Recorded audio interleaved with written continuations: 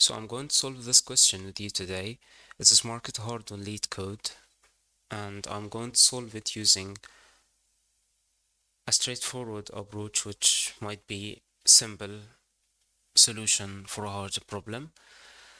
So the idea is we are given an integer array called nums, and for each element in that array, we need to look at the right subarray next to that element and count the number of elements that are less than this current element. So for 5, we can see that 1 and 2 is less than 5, so we give it an answer of 2, indicating that we have 2 elements less than 5.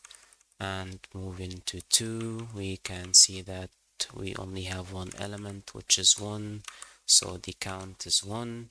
And for 6, we can find we only have 1 element as well. And for 1, we are left with nothing, so 0 elements are less than 1. So this question has many solutions, and we can see that the obvious solution is just have 2 nested for loops that at each element it iterates through the rest of the array and count the number of elements. I guess I have a solution for that here. Yeah, that's one. Yeah, just a simple for loop, and I even used the given input array to write the answer, so I didn't use any additional space, so that solution would be O of n square, which is not efficient given that the constraints of the problem. So I decided to share a solution today that is O log n, which is considered brute force solution as well, but I'm going to share it in a way as I see it's a simple solution as a starting point for this problem, and I encourage you to check the other solutions which involves data structures like segment trees. It's a really powerful data structure worth knowing. Okay, and there is also a solution using merge sort, and I encourage you to check those all at this section here after I present my solution. So the idea is fairly simple. We just maintain a sorted list. We are going to use binary search, by the way. So we are going to iterate through the array from the end and at the same time maintain a sorted list. We can do that in Python using this built-in data structure. And as I said, we iterate from the end of the array. So when we arrive at 1, we should perform a binary search on the sorted list and search for the index that this element 1 should be inserted. So at this point, when we search for 1, we can find that the correct place for it is 0. And knowing the fact that the sorted list is always sorted, which is really obvious, when we find that 1 should be inserted at 0, we can indicate that each other element at the left would be less than 1. So let's say we currently have this sorted list and 1 should be inserted here, which would be 0, 1, and 2, position 2. So 2 equals the number of elements to the left of the position, and it would be the answer. Simple as that. So a quick dry run for 1, we can find that it should be inserted at 0, so we just give it an answer of 0 and after that we should insert 1.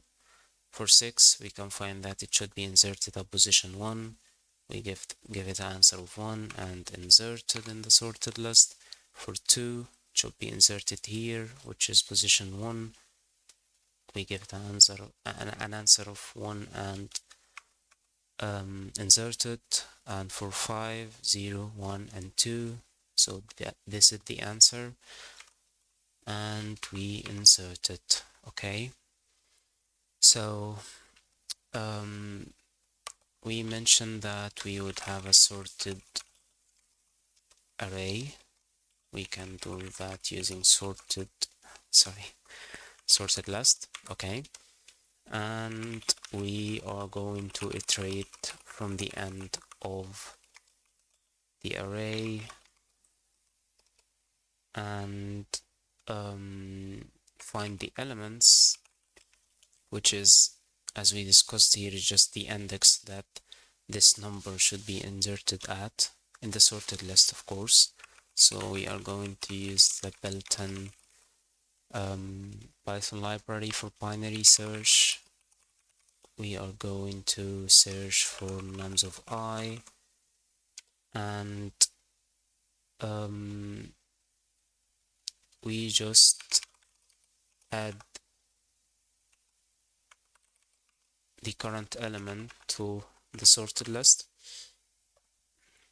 as we discussed here, and just mark the answer of I, as we are not visiting this again, so we are allowed to change it in the original input array to the number of elements, and we simply return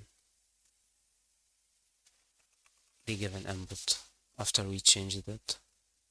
Okay, so it's not an efficient solution. As I mentioned, the efficient solution is using, it's accepted, so we are using good space actually, but the time complexity is not good at all. We are initiating a sorted list, which is O of 1. We are performing a for loop for each element. We are visiting each element once, so that's an O of n. And here we are performing a login operation for the binary search, and for the addition in the sorted list, it would be O login as well. So it would be 2 login for each one of these lines. So that reduces down to n login. Okay. So I encourage you to study this data structure if you already don't know it, and try solving it using segment trees, as it is really a great data structure. Okay, thank you.